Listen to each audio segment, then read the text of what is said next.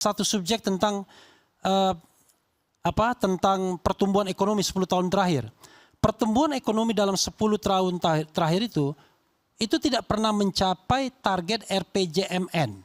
Nggak pernah. Jadi kalau Anda, ini per tahun ya, bukan hanya soal COVID aja, tapi per tahun.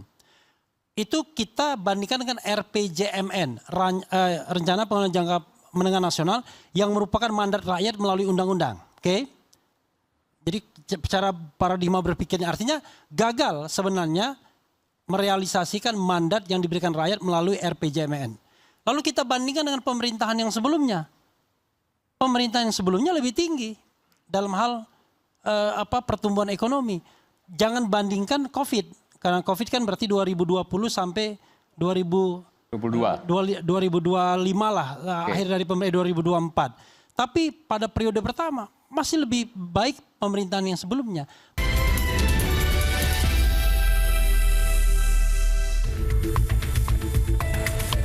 Jelang pelantikan Presiden dan Wakil Presiden terpilih, Prabowo Subianto intens bertemu dengan Presiden Jokowi.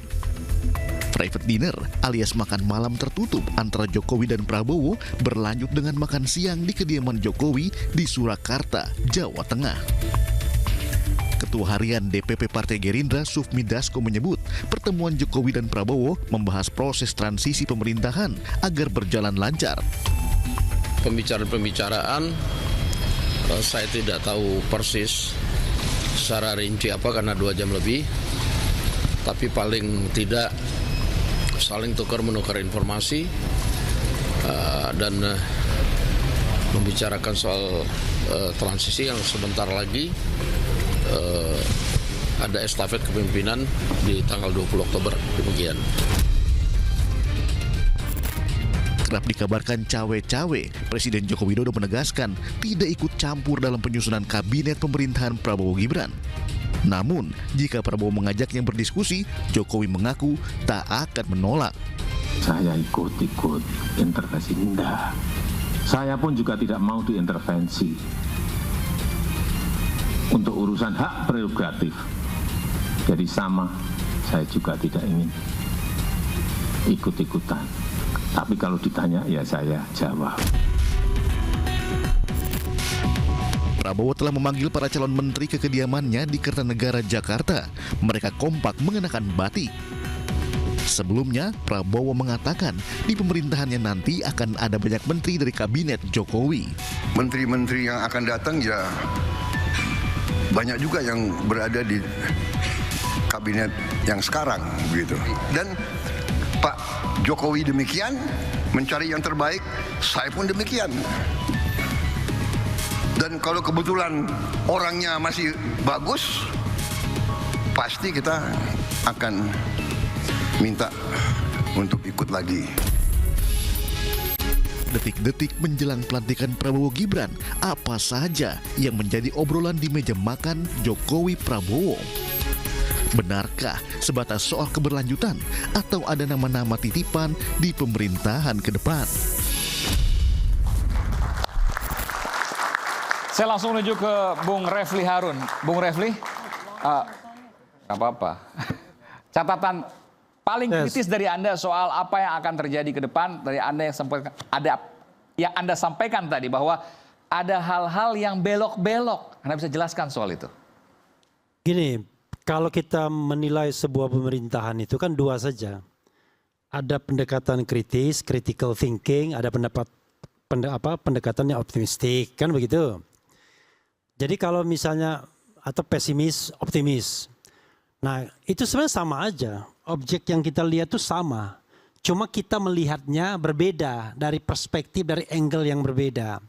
Sebagai contoh misalnya begini.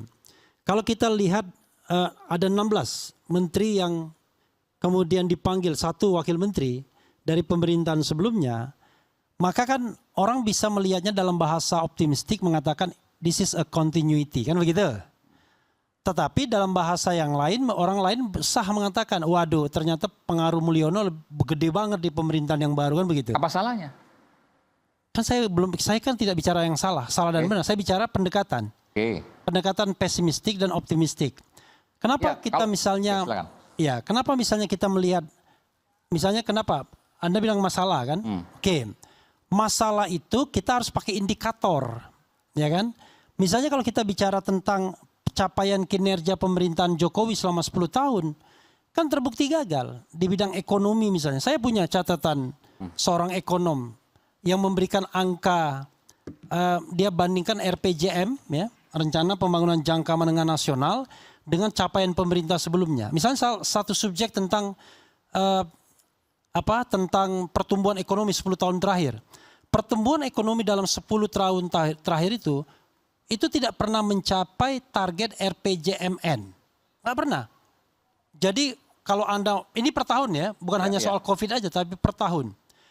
Itu kita bandingkan dengan RPJMN, Rencana Pembangunan Jangka Menengah Nasional, yang merupakan mandat rakyat melalui undang-undang. Oke? Jadi secara paradigma berpikirnya artinya gagal sebenarnya merealisasikan mandat yang diberikan rakyat melalui RPJMN. Lalu kita bandingkan dengan pemerintahan yang sebelumnya. Pemerintahan yang sebelumnya lebih tinggi dalam hal pertumbuhan ekonomi. Jangan bandingkan COVID, karena COVID kan berarti 2020 sampai 2025 lah, akhir dari pemerintahan 2024. Tapi pada periode pertama masih lebih baik pemerintahan yang sebelumnya. Maka dibilang seluruh indikator itu gagal. Oke, saya bicara indikator ekonomi, ya. Saya bisa lihatkan angka-angkanya. Kemudian indikator politik dan kebebasan juga begitu. Kebebasan kita menjadi partly free, demokrasi kita menjadi demokrasi yang cacat, flawed demokrasi. Penegakan hukum juga, orang-orang penegakan hukum juga bilang begitu. Nah, karena itu yang kita kemudian menjadi heran adalah, loh, kok tim yang gagal dipertahankan? Kan biasanya yang dipertahankan itu the winning team, kan begitu? Yang dipertahankan. Tapi ini tim yang gagal yang dipertahankan dengan angka-angka statistik sebelumnya. Oke, satu. Yang kedua, Prabowo bicara tentang pemberantasan korupsi. Saya akan berantas korupsi, kan begitu? Kalau kita lihat indeks persepsi korupsi kita gagal juga. Pada masa pemerintahan SBY itu IPK kita 34. Ya kan? Pada masa pemerintahan Presiden Jokowi 2019 dia bisa naikkan 40. Tapi begitu 2020 turun 37, kemudian sempat naik 38, 2 tahun terakhir ini jeblok 34. Artinya sama jalan di tempat. Kalau jalan di tempat itu artinya gagal pemberantasan korupsi itu. Kan kita kan harus moving forward memberantas korupsi. Angka 34 itu masih menempatkan kita sebagai negara yang korup. Kalau misalnya misi dari Prabowo Subianto misalnya untuk memberantas korupsi, maka dia sudah kecolongan dari awal. Pertama, tim yang bertahan itu adalah tim yang lama, yang terbukti paling tidak mendriving pemberantasan korupsi.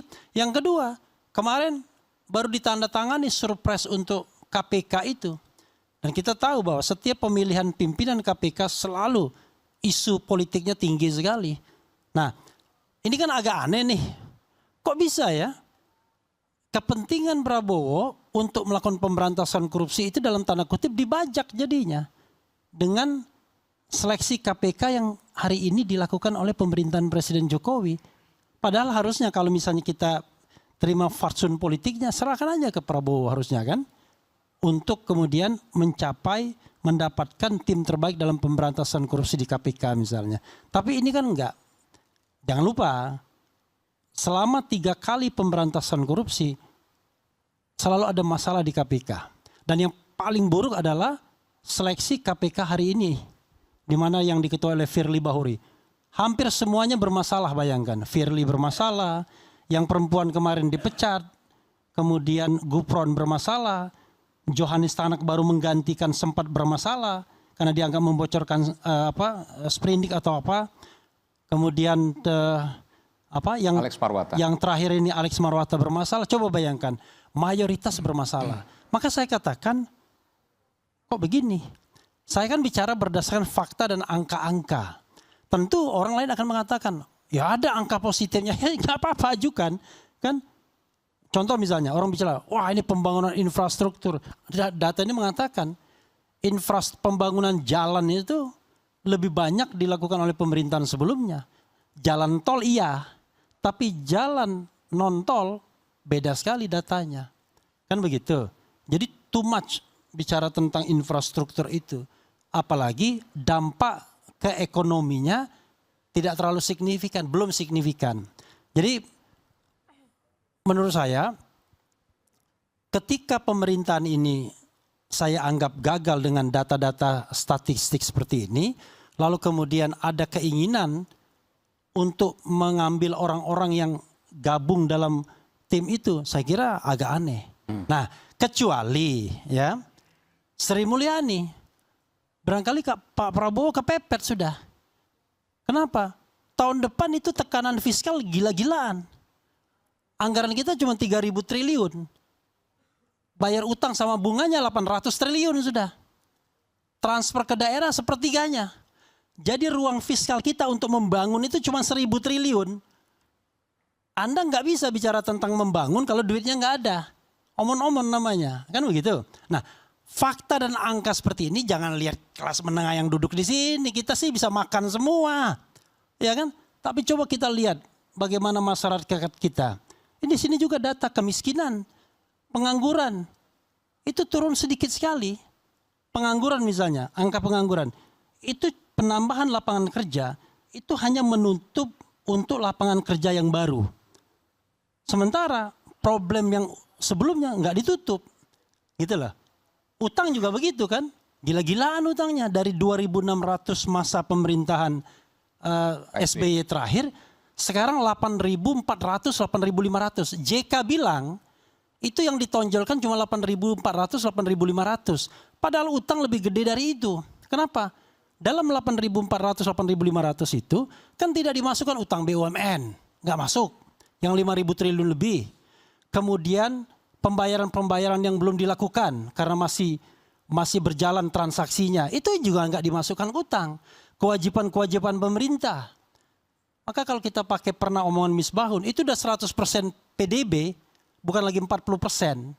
Nah, hal-hal seperti ini ya, kita kan nggak ada masalah. Kita kan ingin negara ini baik, ya kan? Nah, karena negara ini baik, yang saya bayangkan mestinya jawabannya adalah strong kabinet, kan begitu? Bukan kabinet yang akomodatif. Karena menurut saya kebutuhan kita adalah kebutuhan kabinet yang jauh workable dan profesional. Bukan kabinet yang, ini mohon maaf ya, boleh ngomong nggak ada juga orang politik. Ini ada coupling politik A, coupling politik B, coupling politik C, coupling politik D. Semua politik dikasih coupling. Nah, the question is kenapa Nasdem kok nggak mau? Mungkin Boni bisa menjawabnya. Why Nasdem nggak mau dikasih coupling kan? Kata Aiman udah tahu tuh coupling yang dia pengenkan itu nggak dapat katanya, ya kan? Nah, hal-hal seperti ini yang kemudian justru ketika dia bilang zakan kabinet, kan begitu? Bukan second kabinet. Jangan-jangan salah dengar kita ya. Second kabinet, bukan zakan kabinet. Maksudnya second apa? Bekas baru. Oh, kan 16 dibanding 46 ya. Iya, kan masih 30 yang baru semua. Tapi yang baru juga yang dipanggil-panggil juga ada juga yang aneh-aneh juga.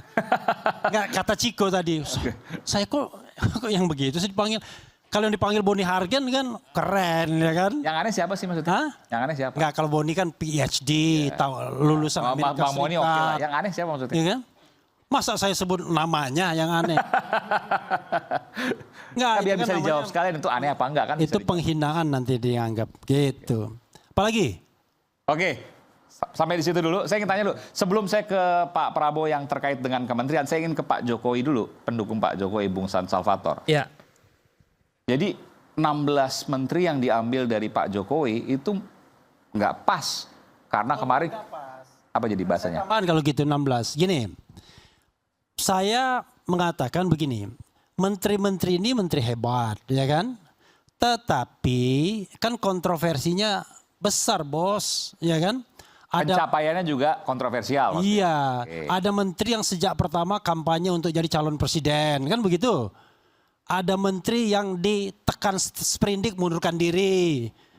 Ada menteri yang dianggap anak buahnya presiden, ya kan? Yang untuk take over partai politik, ya kan? Ada menteri yang dulu bermasalah minyak goreng, bermasalah kehutanan, ya kan? Kan kita kan nggak bisa nyebut namanya, tapi itu yang terjadi kan begitu. Nah, Ada menteri yang kemudian dikaitkan dengan penguasaan teritorial karena banyaknya PLT ya kan, menjelang pilkada serentak dan workable untuk pemilu dan lain sebagainya. Kan begitu. Maka saya katakan, wah ini jangan-jangan the winning team benar, tapi the winning team Pilpres kemarin gitu. Oke, silakan Bung Salvator. Terima kasih.